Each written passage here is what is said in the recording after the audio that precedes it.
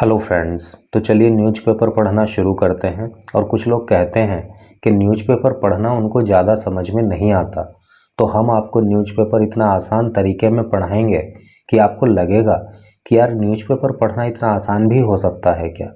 और इस न्यूज़ में आने वाले एक एक वर्ड का हिंदी मीनिंग आपको बहुत ही क्लियरली समझाएंगे और वो वर्ड्स आपको हमेशा हमेशा के लिए याद भी हो जाएंगे। तो चलिए शुरू करते हैं। फर्स्ट ऑफ ऑल न्यूज की हेडिंग को पढ़ेंगे and after that we will go through the main news. तो let's start. India Australia ties hinge on mutual trust respect Modi. क्या मतलब हुआ? इंडिया ऑस्ट्रेलिया यानी कि भारत और ऑस्ट्रेलिया टाइज हिंज। देखिए, इनका अगर मैं अलग अलग शाब्दिक अर्थ आपको बताऊं तो टाई का मतलब होता है बांधना, हिंज का मतलब होता है काज। काज बांधना मतलब संबंध बनाना। जब टाई हिंज एक साथ यूज होता है तो उसका मतलब संबंध बनाने से होता है। ओन पर म्यूचुअल का मतलब होता है आपसी, ट्रस्ट का मतलब होता है विश्वास और रेस्पेक्ट का मतलब होता है सम्मान। तो मोदी ने कहा कि भारत और ऑस्ट्रेलिया के जो संबंध हैं वो आपसी विश्वास और आपसी सम्मान पर आधारित हैं। ये इसकी हेडिंग का अर्थ हुआ। और आगे बढ़ते हैं। और जैसा कि आप इस फोटो में देख पा रहे हो, ये मोदी जी हैं और ऑस्ट्रेलिया के प्राइम मिनिस्टर हैं। और इस फोटो के नीचे लिखा है PM Modi and Australia's PM Anthony Albanese embrace while attending an Indian cultural event at a Qudos Bank Arena in Sydney on Tuesday। क्या मतलब हुआ? पीएम मोदी और ऑस्ट्रेलिया के प्रधानमंत्री एंथनी एल्बानीज। एम्ब्रेस का मतलब होता है गले लगाना, वाइल जबकि, अटेंडिंग अटेंड करना, शामिल होना, एन इंडियन कल्चरल इवेंट में, at Qudos Bank Arena in Sydney on Tuesday. यानी कि ट्यूसडे को सिडनी के कोडोस बैंक एरिना में प्रधानमंत्री मोदी और ऑस्ट्रेलिया के प्रधानमंत्री एंथनी एल्बानीज ने इंडियन कल्चरल इवेंट को अटेंड किया।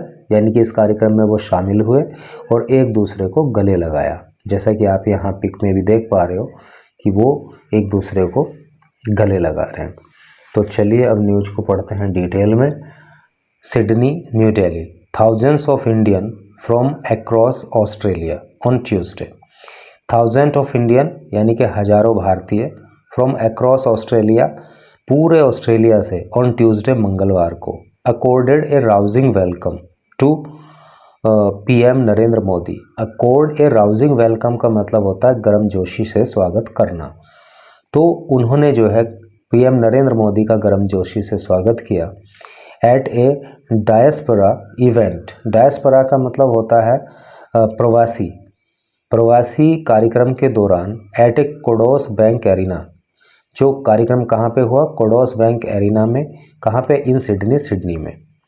One of the countries biggest indoor stadium. और ये जो कोडोस बैंक एरिना है ये उस देश का यानी कि ऑस्ट्रेलिया के जो सबसे बड़े स्टेडियम हैं उनमें से एक है।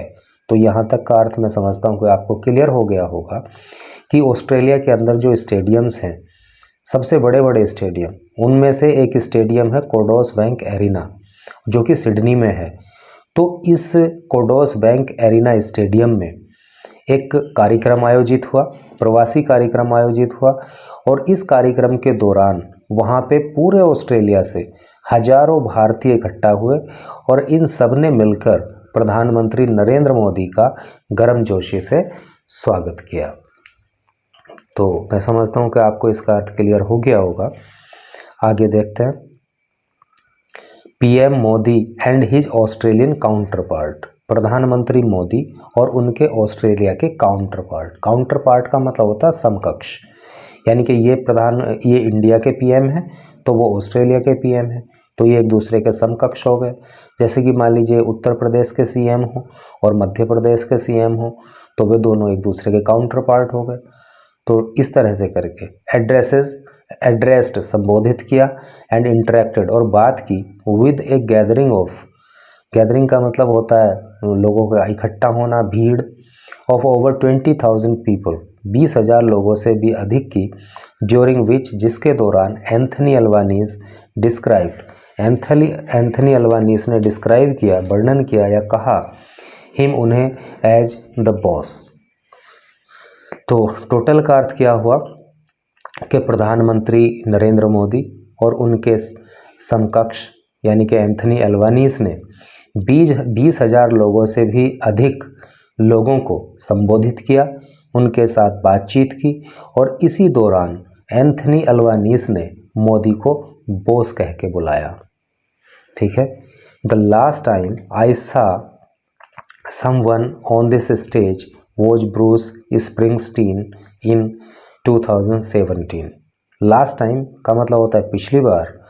जब पिछली बार मैंने किसी को इस स्टेज पे देखा था तो वो कौन थे? ब्रूस स्प्रिंगस्टीन थे इन 2017 यानी कि 2017 में लास्ट बार, आखिरी बार मैंने इस स्टेज पे ब्रूस स्प्रिंगस्टीन को देखा था। And he didn't get the welcome that prime minister Modi has got, और उन्हें भी वो स्वागत लोगों ने नहीं दिया था जो यहाँ पे मोदी जी को दिया है। यानी कि मोदी जी का जो स्वागत है वो उनसे भी ज़्यादा ज़बरदस्त तरीके से यहाँ पे किया गया है। Prime minister Modi is the boss, Albanese said. Albanese ने कहा कि प्रधानमंत्री नरेंद्र मोदी तो बॉस हैं। Adding that Modi gets a rock star reception wherever he goes. Wherever मतलब जहाँ कहीं भी वो जाते हैं तो प्रधानमंत्री नरेंद्र मोदी को वहाँ पे रॉक स्टार की तरह स्वागत किया जाता है। जैसे एक रॉक स्टार का स्वागत करते हैं वही रिसेप्शन मोदी जी को भी मिलता है जहाँ भी वो जाते हैं।